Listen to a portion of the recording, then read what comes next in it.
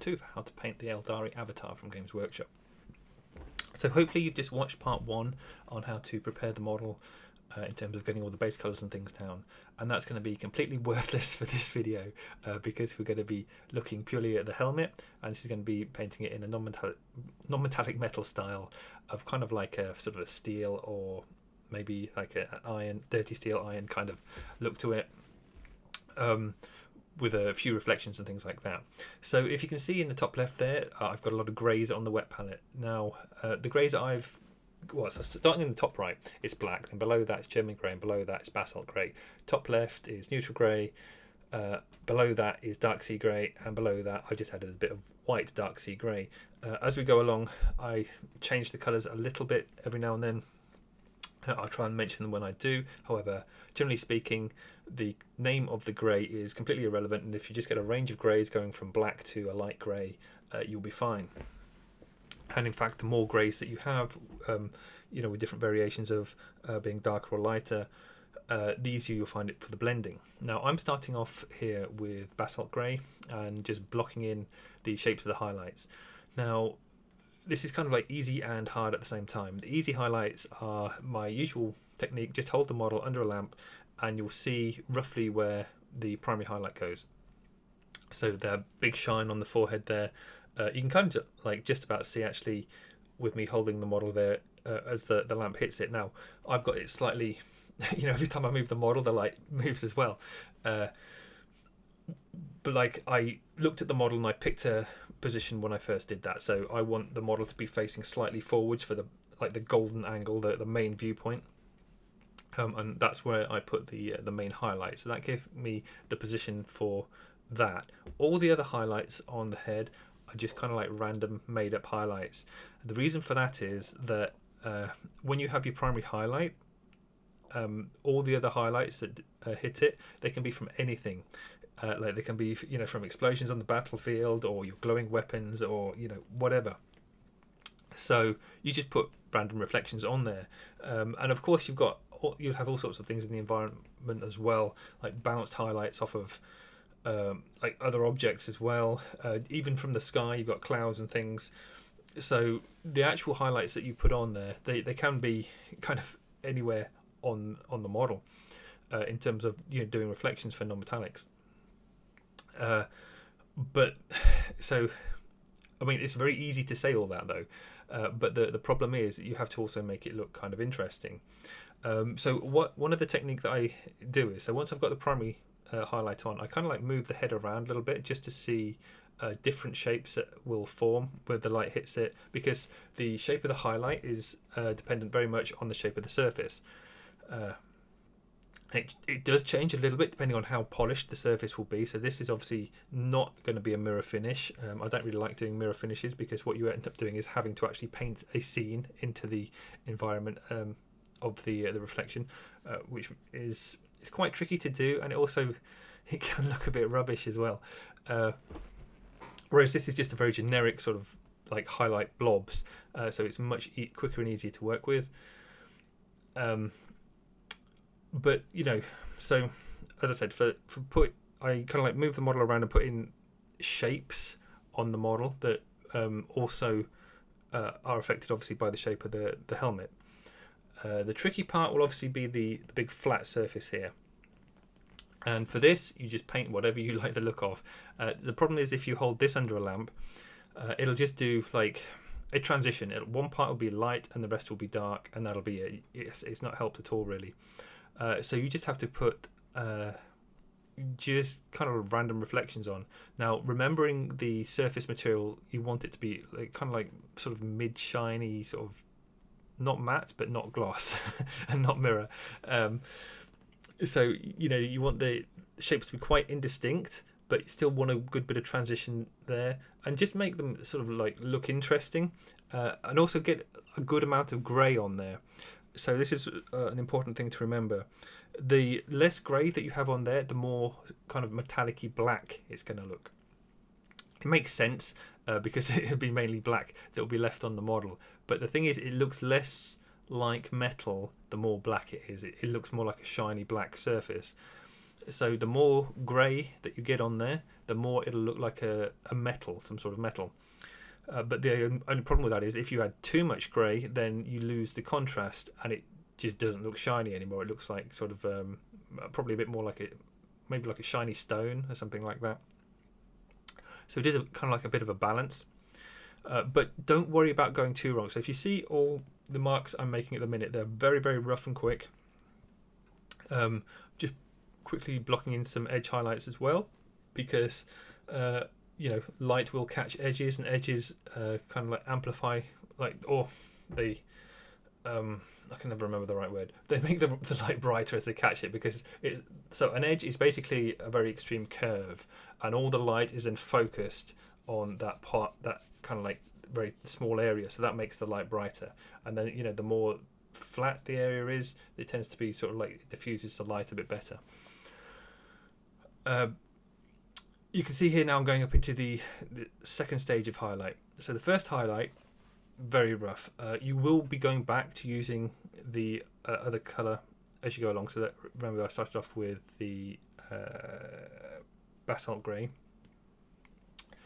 And at the minute I can already see at this stage that I'm going to be needing more grey blocked in. The problem kind of is that with the amount of grey that I end up using in the background, it does sort of fill most of the space on there, and it makes it a lot harder to see the light volumes and things. So what I tend to find is if I very quickly work up through some light volumes, not all the way, not very neatly or anything, but just block them in, I can then see where I need more of the sort of mid-tone or slightly darker greys. And that, of course, will also incorporate some of the German grey as well. So above the Basalt Grey in the bottom right, just above that, that's the German Grey. Now, it's not going to be a massive amount of German Grey. You won't see it very strongly, but it will just help with the blending at the edges, because obviously I've not spent any time blending this in, really. I do find on this Avatar helmet, so it's got these sort of really long eyebrow hairs. I mean, I guess that's what they are. Yeah, coming off from the helmet. Those are quite tricky they get in the way a lot. So if those weren't there, it'd be a really nice big sort of dome shaped forehead that would be very, very easy to paint non-metallic reflections on. But because he's got these big long eyebrow hairs sprouting out onto it, it gets in the way of the brush strokes. Then you have to do little reflections from them. You've got to do the light catching them. It's a bit of a pain, but at the same time they do look interesting on the model. And if I had my way, I'd take all the details off and then paint in the details that I want to paint in. But not everyone's going to want to paint non-metallic armor on their Aeldari Avatar. So I guess Games Workshop have to take that into account. And of course, things like contrast paints work better with the more detailed a surface is, as opposed to non-metallics, which work better the less detailed and the more curved the surface is. I mean, it's not entirely true though. Like if you look on the flat sort of plume for his coming out the back of his helmet there, so that's a very flat surface, but it does have details sculpted in. So it's got the little avatar symbol, I think it is, and some kind of like little flamey things near the bottom. And now, obviously, I said it's quite hard to get the flat surface to look metallic, but because of those sculpted in details, it's very easy to put like little edge highlight sharp lines in there, with bright highlights, and that will sort of actually give the impression much better of it being a non-metallic as well, or making it look metallic using non-metallics. So, sometimes details help, but a lot of the time they do get in the way. It's, kind of. You just have to take whatever you get, basically, anyway, so it doesn't matter too much complaining about it.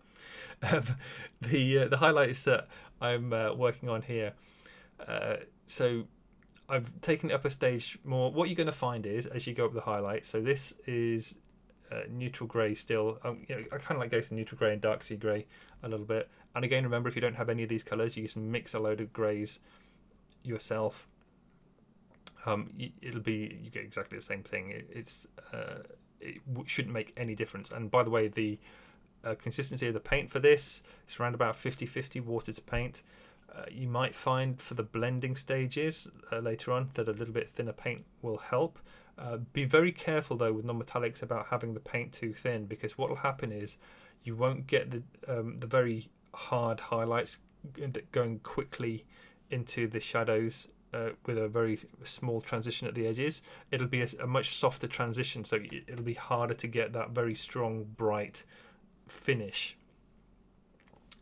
And it'll still look non-metallic, and it can look very, very good, but it won't be that super sharp, high contrast finish that you might want. I mean, if that's what you're going for. If you prefer like a softer, more like a brushed steel kind of look, then the very watery paint will be a really good way to go. It will take longer as well, though.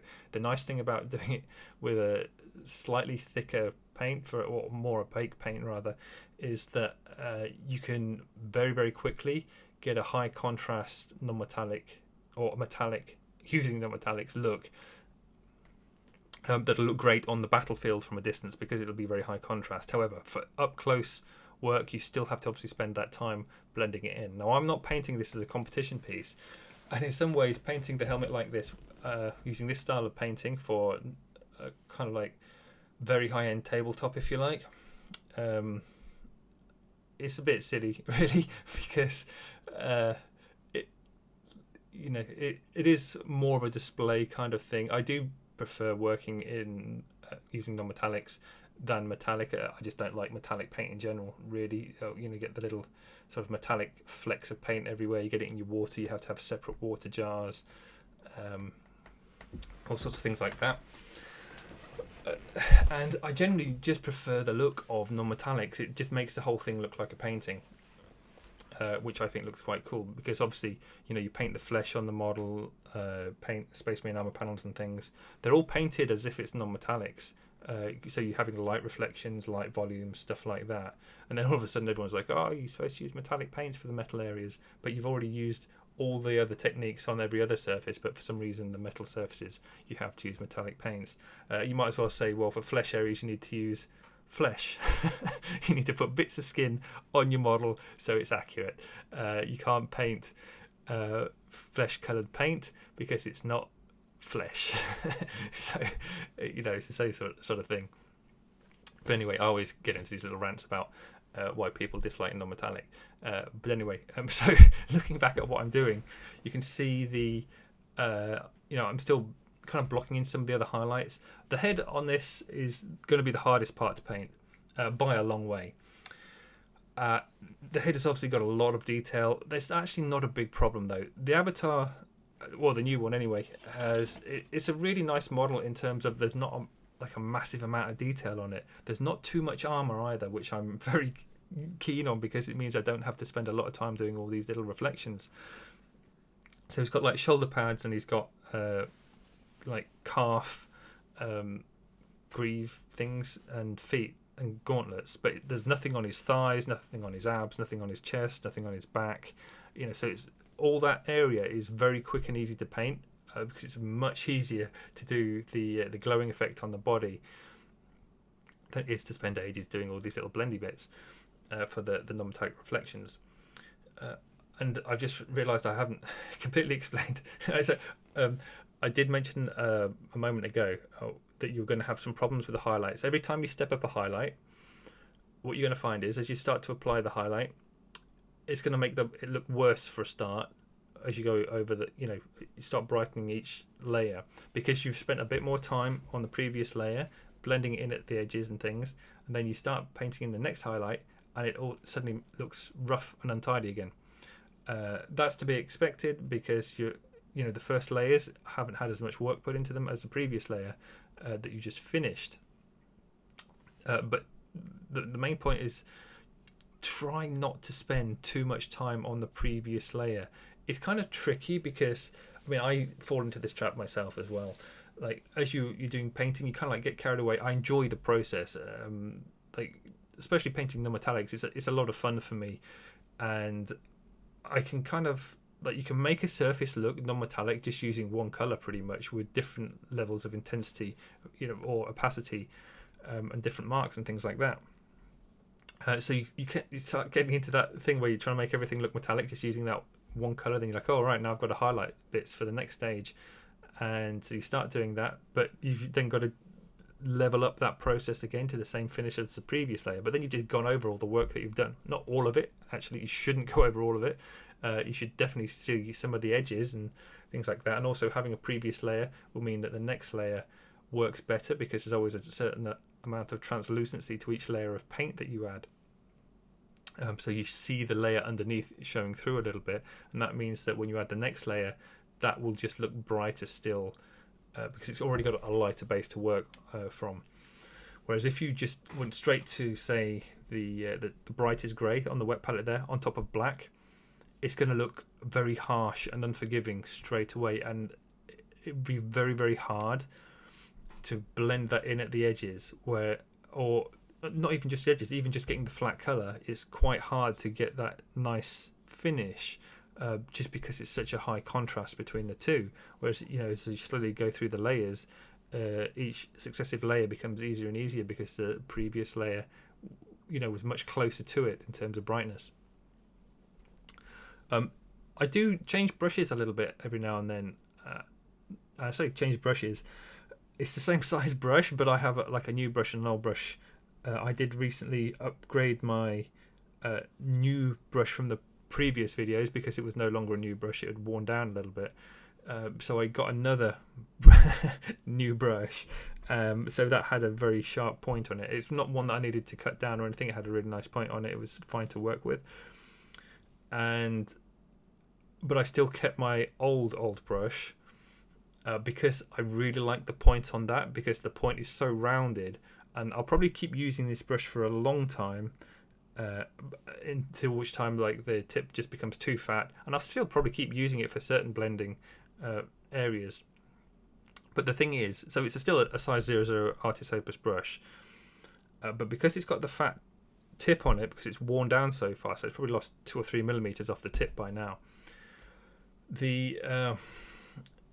you paint with it, you have a much larger surface area when you contact the model with the paint. So even if you have a small amount of paint on the brush and you've rubbed it off on your thumb or whatever it is you rub it off on, and you start blending, it does a much larger mark, kind of like softer mark, especially if you have thinner paint as well when you're doing it. Very easy to get soft blending in there. Now, it's not great for fine details or edge highlighting or anything like that, but for the soft blending, it's better than a new large brush, say like a size 4. If you were doing a small area of painting with a new size 4, it's going to have still a sharp tip on it. And if you try and put a bit more pressure, that sharp tip sort of then flattens against the model, and you end up with a little triangle mark, because the tip just points off in a random direction. Whereas the worn down tip, because it has a very large surface area, when you do that, it's a very circular mark that it makes. So yeah, I can't recommend that enough. Keep your old brushes, especially if they've got a really nice sort of worn down tip on them. Excellent for blending. And then if you want to do very fine details or just tiny little detail blending, then you can go to your newer brush with the sharp point on. Or indeed, if you're like me and you just cut brushes down sometimes and make a sharper point. From this angle, you can see I haven't painted the other side yet. I think by the end of the video, you see some of the other side as well. It's important to remember that you have to do both sides of the helmet. This is going in my army, so that the whole thing has to be finished as well. It just means it takes me a little bit longer to do the videos, because I'm painting, a lot more model. Whereas if I just want to show you a quick technique, I could just show you on a small area and then forget the rest of the model. But in this case, the whole thing has to be painted. But what that does mean is that you run into the trouble of the primary light source. So obviously I've painted the primary light source on the forward part of the forehead, and that's visible on this left hand side as we look at the face. The problem is when you look at the other side of the model, there won't be a primary light source anymore, because you've already got it on the other side of the model. The thing is, though, you just kind of ignore that. Put another bright spot somewhere on the other side of the helmet. Just don't make it quite as bright as this one. You can just argue it's like a bright light going off on the side, whatever. But you do need some kind of interest on there, especially as a gaming piece that you see it all the way around. Now, if you're just doing this purely as display painting, you can have whatever you want on the other side. You can have a completely different color, different light reflections. It could just be bathed in a blue light. Loads of people do that. The reason they do that is because they're lazy and they just spray it with an airbrush. um, wait, some of them might, I don't know, but it's very easy because you always paint the golden angle and then you've got to fill in the rest of it, so you do it like in heavy shadow or whatever, and you don't have to do as much work on it. But if you do want to do it brighter on the other side, then you have to start working out different light things. But the thing is, the head itself is very flat on this. It's very two-dimensional in terms of there's a left-hand side and a right-hand side. That's partly due to the big plume coming out the top. So, but what it does mean is you don't see both sides very easily. You can just about kind of see from the front, from the face-on view. But it does mean that you can paint pretty much what you want on either side. Just keep that in mind when painting the rest of the highlights on the body. Now, one of the benefits again is that the whole body isn't covered in armor on this model, so you don't have to worry quite so much. And because there's so much flame on this, and in a later video I will be doing OSL work all over, and the flames will reflect into the armor. Now, you might be asking, why aren't I painting flames in the helmet to start with? The reason is I had a look on it, and actually most of the flames aren't visible from the angles. I might put some in later on, but there's not that much flame going to be reflected in the helmet, just because it's just not visible in there from where the flames are sculpted onto the model. But other parts in later videos, when I show you how to do this, particularly on the legs and things, there's going to be flame reflections all over those, so that'll be probably a little bit more interesting. You can see here I've got a few paints that I've turned into glazes. So I've got Mournfang Brown, I've got P3 Morrow White, and there's some Abaddon Black there just behind the plume at the top of the screen there. The main colours that you need for this are the Mournfang Brown and the White. So you saw, to start with, I was glazing on top of the primary highlight source with the white. That's not super necessary. If you've blended it nicely and you're happy with how it looks, don't bother blending any of the white on. White can also be tricky when you're glazing, because if you don't water it down enough, you're going to get these horrible sort of stained effect, you've left milk on a surface and put like a cup on it, and take it off and you get this big solid ring around it. Like white paint, because of the large particles, if you don't water it down enough, you try and use it as a glaze, you get this horrible streaking kind of effect. The other thing when you're glazing with white, I mean, it's the same for all colours, but white is like a bright highlight. Absolutely drag the paint towards the highlight, the big highlights, because when you take that brush off, it leaves a little deposit of paint behind. That white will stain anywhere that isn't like a bright highlight. Really important to get that right, because otherwise you're going to have these horrible little white coffee stain marks all over the model if you've glazed in the wrong direction. The Mournfang Brown is the most important because it's going to add colours to the piece. So you can ignore the black. The black's more kind of there if you use too much Mournfang Brown glazing into the dark shadow areas. Because if you do that, then it goes... so Mournfang Brown isn't that dark. It's quite a light sort of reddy brown colour. But because there's already black on there and you're glazing over it, it's just, it sort of softens that a little bit. But if you just keep on glazing, you're going to get a lot more colour and opacity in there. But the problem is when you do that, then you take away the black. Then you lose the high contrast. It doesn't look as good and shiny. So then that's what the Abaddon Black there is for. Now, in terms of watering down, for the black and the Mournfang Brown, you can water it down to around about 4 or 5 parts water to 1 part paint.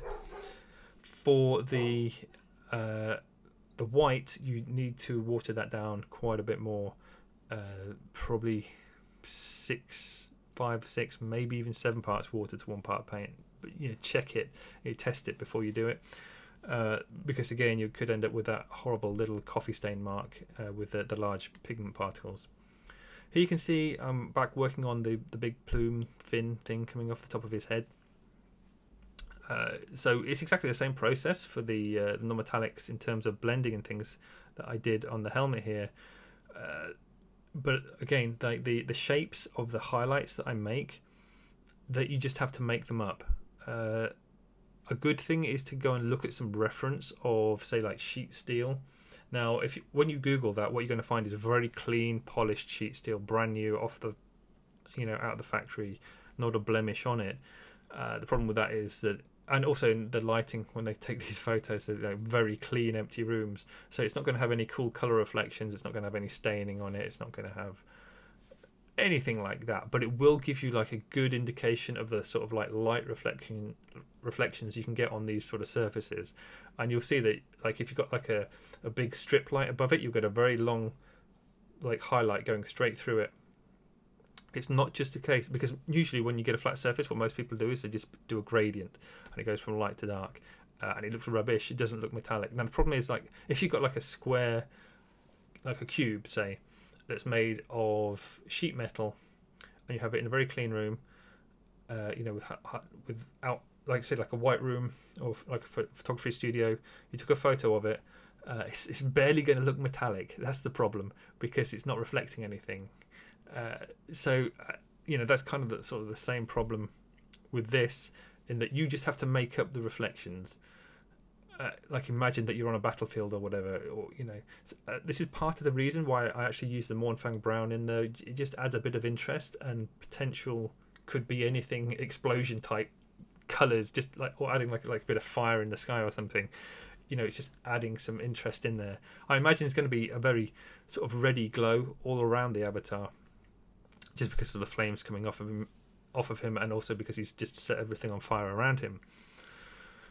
That doesn't help at all with the shapes of the reflections in the plume off the back of his helmet, but just to give you an idea of like colors and things. One thing I do change, I don't show how to paint it, because in a later video I show you how I do the non-metallics.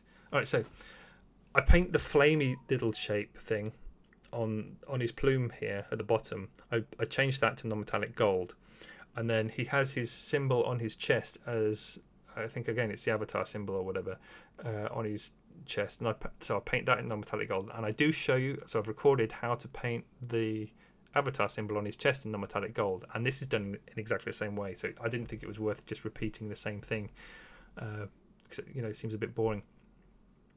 But when I get that video up, you'll see how to paint it. But that's just a roundabout way of me saying that, just to break up the boredom of having all the same color on the helmet, I do that little basically filigree detail as non-metallic gold. It just breaks it up a little bit. It makes it a bit more interesting. I haven't yet painted the sort of tassels on the back of the helmet, because I was kind of unsure what color to paint them. I'm thinking I might actually paint them red. Now I know everyone's like, oh, that's going to be terrible because the model's already red. By the time I finish, the model's going to have hardly any red on it. It's going to have indications of red, but it's going to have the bright yellow sort of lava in the cracks, and then it's going to have sort of dried, like crusty black sort of color on the body itself, and it's just going to be hints of red all the way around. So there's not actually that much red on it. And then the sort of the color of red and the style of highlights that I place on the tassels will make them look different. I guess we'll have to wait and see if I can make it work or not. At the beginning of the video, I mentioned that I changed the color of the highlight of the grays every now and then. So you can see here now on the bottom left, the gray color has changed. I wasn't paying attention actually, and I just picked it up, and it's dark blue pale. Another one of those blue pale Vallejo colors that I always get the names wrong on. And but when I put it down, it's actually too dark. It's a little bit closer actually to neutral grey. So like dark sea grey would have then been the lightest color on there. So I was like, well, that obviously won't work. So I just added white to it. So in the bottom left there, it's dark blue pale with white added. It is a bit more blue, or like sort of bluey green, blue, whatever. It doesn't matter. I was happy with that because that could just be sky reflection in there. But even then, it doesn't show up that much, especially when you start glazing on the Mournfang brown. It pretty much kills any of the blue colours. So it's entirely up to you if you want to add things like that. Because obviously, when I painted the head part of the helmet, I didn't have that sort of blue colour in there. But no one mentioned it, being able to spot it, saying, oh, the plume looks different to the helmet. And indeed, you can get different colours on different parts of metal, again, depending on what the reflections are. So it doesn't matter anyway. But And I think from that little split second there, from that angle, you could see I'd actually started painting the other side of the helmet as well. So, don't tell me I haven't painted the other side. It's not quite as finished as this side, but it is getting there. So again, now we're going to be glazing on the flat surface. Now you can see that I did darken down a little bit some of those reflections on the helmet. I kind of skipped that out on the video. Like I think I got carried away, probably ran out of memory or something, I don't know, but whatever it is, it's just a case of using the dark grey and the black glazing, and it'll just tones it down a bit, but the main difference that you should see is that the top highlight, I've turned it into a circle rather than a long line. Now because it's a flat surface, the shape of the reflection can be sort of any shape you want, because then it's much more dependent on the shape of the light source. So if light sources are probably more likely to be round, I would imagine. So you can have it as like a roundish shine on there. For the Mournfang brown, you have to be a bit more careful than on the curved surfaces, because you don't really you can't see where the curves go because there's no curves. You have to make sure you glaze into the shadow. So it's the opposite of when you were glazing on the white. But it makes it more noticeable on the flat surface. Your blending just has to be a little bit neater, which is unfortunate because I haven't blended it quite as neatly. It's a very large surface area on this plume, and it just takes a bit longer. I think it looks all right. If you want, you can obviously spend a little bit longer than I have for blending everything in, but I think it gets the job done. And I think it's fine having a bit of texture on there as well, because again, it's sort of metallic-y, almost sort of brushed steel again, sort of finish to it. So I'm not going to blend it anymore anyway. And the other thing is, because it's got all those sharp edges all the way around, just pick like 2 highlight colors. So you can pick like neutral grey and then the brightest highlight. Pick all the upwards facing edges pretty much. Just go around all of them, all the upwards facing edges, and then pick white and do little blob highlights. So if you see on all the curves, all the upwards facing curves, or upwards facing edges on a curve or a sharp point, it's got like a little blob of white on. That gives the impression of a glare, sort of tricks your eyes into making it look even shinier than it is. Here you can see I'm just using the Abaddon black to glaze in, just to darken the kind of, or some of the parts on there anyway. It also helps with blending in again the edges of the transitions. If you want, you can go back with white and grey, turn those into glazes, and make it much softer with the transitions as well. And indeed, if you keep glazing these areas, as long as you keep the light volume, so the shape of the highlights and the size of the highlights the same, it will make it much more smooth. So here you can see it's a slight sneak peek into the next video. You can see where I've started painting in the like the lava in between the kind of like the muscle shapes, things like that. We'll be showing you that on the next video. That's the end of this video. Hope you enjoyed it. There's going to be quite a few more to come for this avatar, but again, thank you very much, and I'll see you next time.